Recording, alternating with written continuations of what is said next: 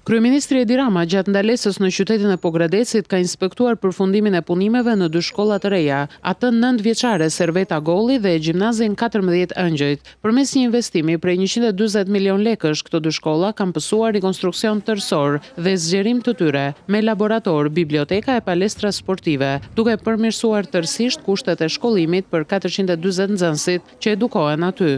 Investimet në të gjithë vendin, për sa i përket rehabilitimit, për sa i përket ndërtimit dhe rekonstruksionit të shkollave, janë në fokus të programit dhe buxhetit të 2024.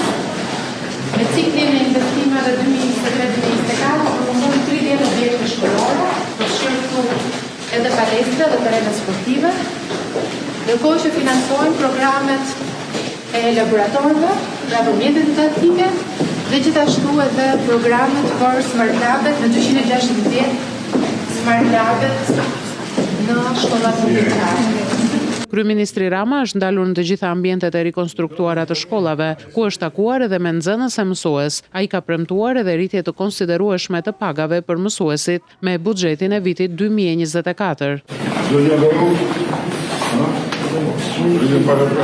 Patjetër, ky është lajmi.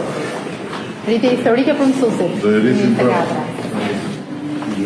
Shkollës në